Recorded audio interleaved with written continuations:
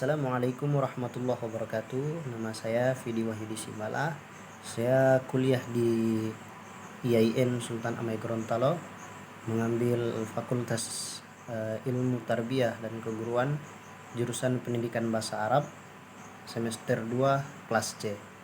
Jadi di sini saya akan memenuhi tugas ujian tengah semester mata kuliah Ilmu Pendidikan Islam.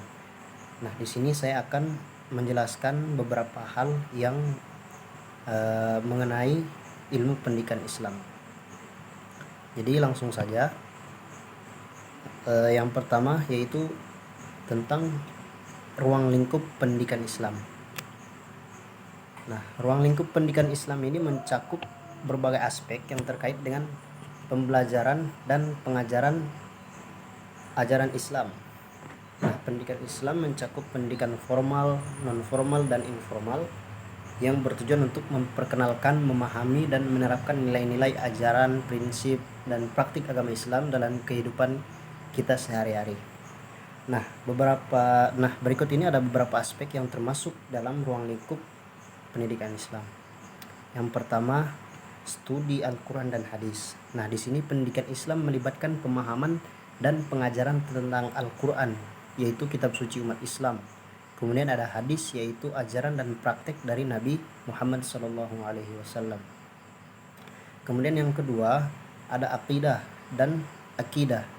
Nah, ini melibatkan pemahaman dan pengajaran tentang keyakinan dan doktrin Islam, termasuk keimanan kepada Allah, Nabi, malaikat, kitab-kitab suci, hari kiamat, takdir, dan sebagainya.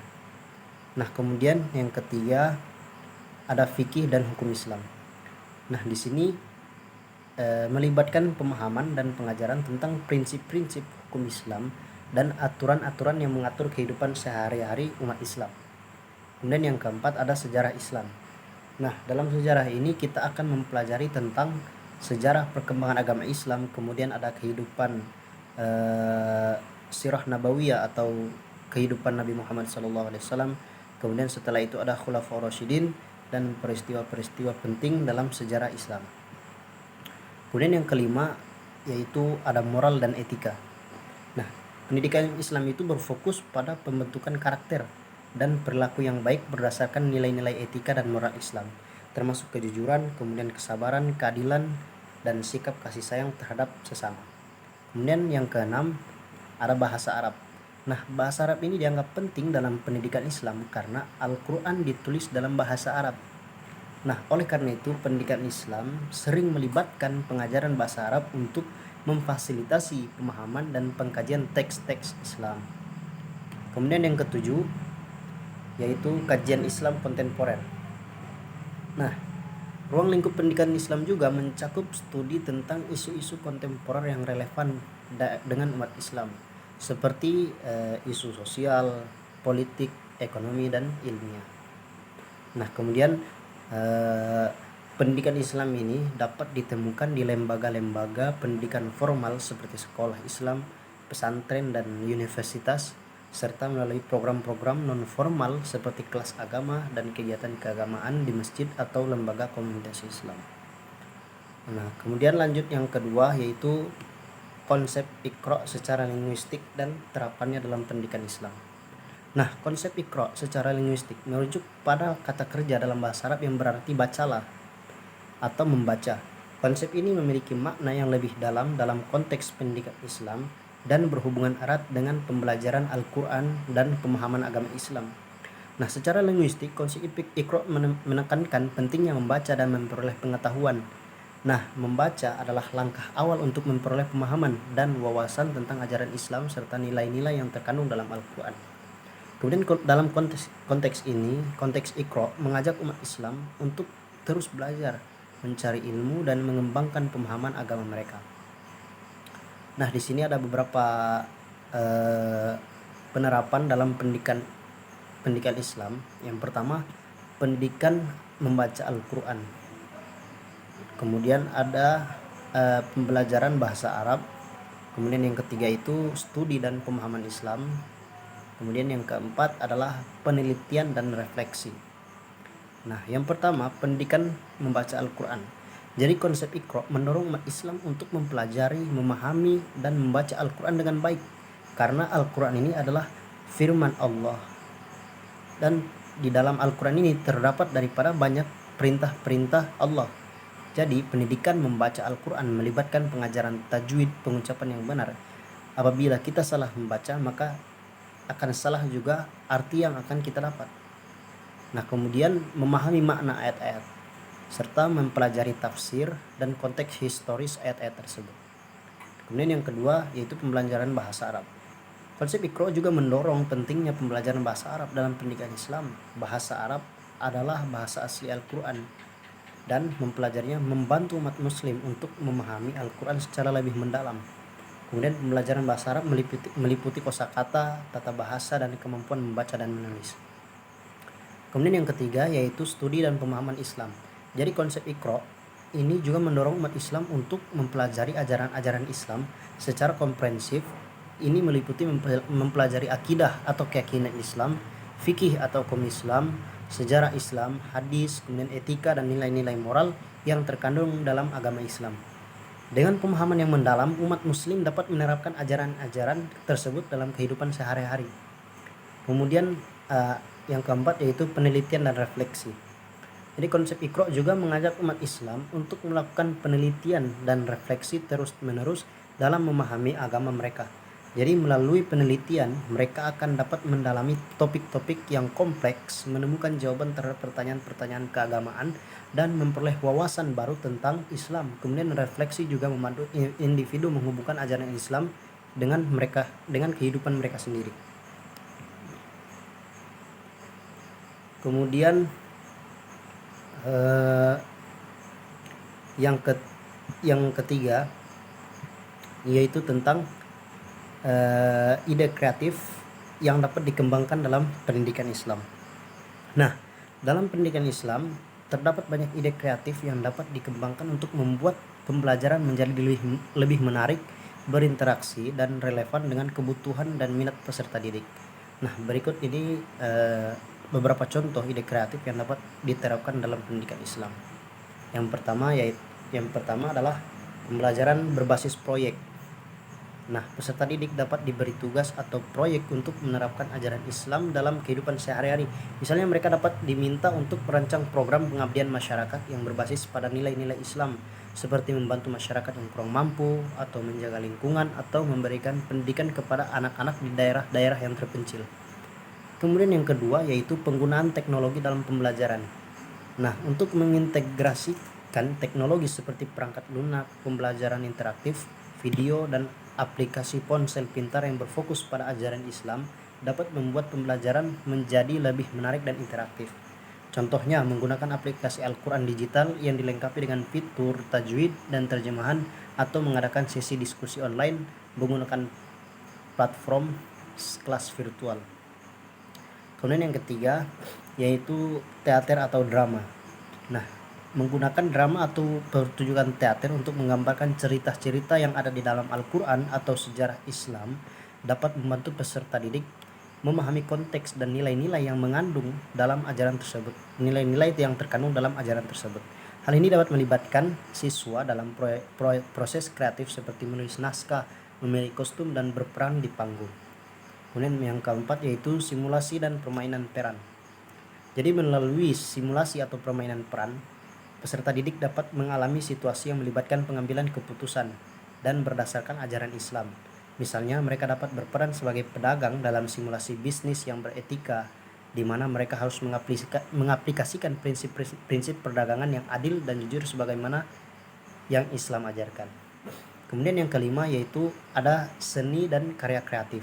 Jadi untuk mendorong peserta didik untuk mengekspresikan pemahaman mereka tentang Islam melalui seni dan karya kreatif seperti lukisan, puisi, atau pembuatan karya seni dengan menggunakan materi daur ulang.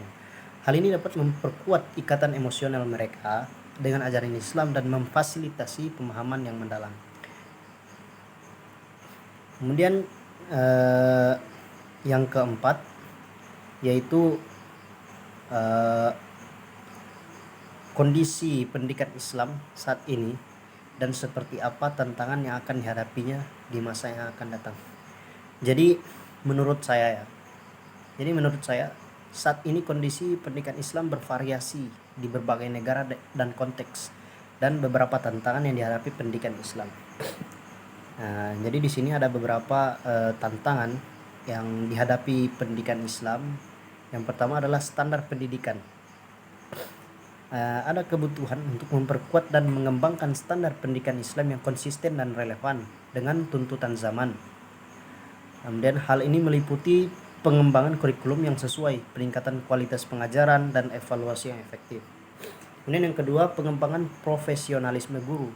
Jadi diperlukan upaya untuk meningkatkan kualitas dan profesionalisme guru dalam pendidikan Islam. Ini termasuk peningkatan pengetahuan dan pemahaman mereka tentang ajaran Islam, metode pengajaran inovatif, dan kemampuan dalam memfasilitasi pemahaman siswa terhadap ajaran Islam. Yang ketiga yaitu penggunaan teknologi. Nah, penggunaan teknologi dalam pendidikan Islam masih belum merata dan belum sepenuhnya dimanfaatkan secara optimal. Jadi tantangan dalam mengadopsi teknologi termasuk akses terbatas, kurangnya infrastruktur, dan kebutuhan untuk melatih staf pendidikan dalam penggunaan teknologi yang relevan dan efektif. Kemudian yang keempat yaitu pemahaman yang mendalam. Jadi ada kebutuhan untuk memperdalam pemahaman siswa tentang ajaran Islam yang melampaui hafalan dan penerapan mekanis penting untuk mendorong pemahaman yang kritis, kontekstual, dan relevan terhadap konteks sosial dan ilmiah modern. Kemudian yang terakhir, yang kelima, peningkatan literasi Al-Quran. Jadi meskipun pembacaan Al-Quran dalam komponen penting dalam pendidikan Islam, tantangan terkait literasi Al-Quran itu masih ada. Jadi dibutuhkan upaya untuk meningkatkan pemahaman tajwid, terjemahan, dan penafsiran Al-Quran yang mendalam, serta meningkatkan minat dan kecintaan siswa dalam membaca dan memahami kitab suci Al-Quran. Kemudian yang kelima,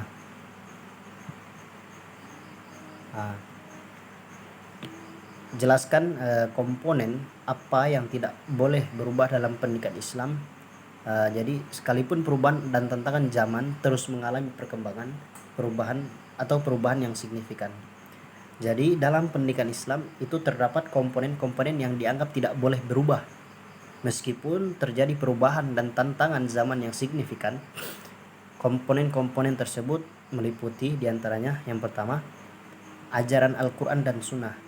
Nah, ajaran Al-Quran dan Sunnah, hadis, dan praktik Nabi Muhammad SAW merupakan pijakan utama dalam pendidikan Islam. Jadi prinsip-prinsip dasar Islam seperti keimanan, kemudian akhlak, ibadah, dan hukum-hukum agama harus tetap dijaga dan diajarkan secara autentik. Kemudian yang kedua, nilai-nilai dan etika Islam.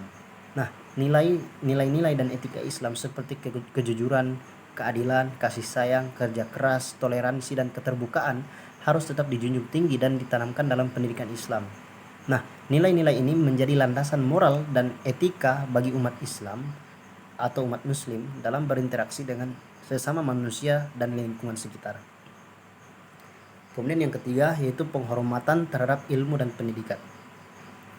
Nah, penghormatan terhadap ilmu dan pendidikan adalah aspek penting dalam pendidikan Islam. Peserta didik harus didorong untuk senantiasa mencari ilmu, mengembangkan kecerdasan dan keterampilan, serta memahami pentingnya pendidikan sebagai upaya mendekatkan diri kepada Allah Subhanahu wa Ta'ala. Kemudian yang keempat yaitu pembentukan karakter Islami. Nah, pendidikan Islam harus tetap berfokus pada pembentukan karakter Islam yang kuat, yang mencakup aspek moral, etika, kepemimpinan, tanggung jawab sosial, dan keteladanan yang baik. Nah, pembentukan karakter Islami merupakan tujuan utama pendidikan Islam yang tidak boleh berubah sekalipun dalam menghadapi perubahan zaman. Kemudian yang terakhir, yang kelima, yaitu penghargaan terhadap keanekaragaman dan toleransi. Dalam pendidikan Islam, penting untuk menghargai dan menghormati keanekaragaman budaya, keyakinan, dan pemikiran yang ada dalam masyarakat. Nah, di sini perlu diajarkan tentang pentingnya toleransi, kemudian dialog dan kerjasama antar umat beragama dalam membangun kehidupan harmonis dan saling memahami. Kemudian yang keenam, Jadi di sini adalah alasan penting mengapa. Jadi di sini pendapat saya yaitu salah satu alasan penting mengapa mata kuliah ini wajib dan penting untuk diikuti dan diselesaikan. Nah, jadi mata kuliah ini wajib dan penting untuk diikuti dan diselesaikan karena memberikan pemahaman mendalam tentang prinsip-prinsip dan praktik dalam pendidikan Islam. Jadi di sini ada beberapa hal alasan pentingnya mengikuti dan menyelesaikan mata kuliah ini. Jadi yang pertama, pemahaman yang mendalam tentang pendidikan Islam. Nah, di mata kuliah ini memberikan landasan yang kuat untuk memahami esensi dan tujuan pendidikan Islam. Melalui mata kuliah ini, peserta didik akan mempelajari ajaran-ajaran Islam, kemudian konsep pendidikan umat Islam, dan prinsip-prinsip yang harus menjadi landasan dalam pendidikan Islam. Kemudian yang kedua yaitu pengembangan keterampilan pedagogis. Jadi mata kuliah ini tidak hanya memberikan pemahaman teoritis tentang pendidikan Islam, tetapi juga membantu peserta didik dalam mengembangkan keterampilan pedagogis. Itu diperlukan untuk menjadi seorang pendidik yang efektif dan dalam konteks pendidikan Islam. Nah, peserta didik akan mempelajari metode pengajaran yang efektif, strategi pembelajaran, dan cara menyampaikan materi ajar yang relevan. Kemudian yang terakhir, ini masih penjelasan apa yang menjadi kekurangan dalam penyelenggaraan mata kuliah. Mata kuliah yang dimaksud di sini adalah pendidikan Islam.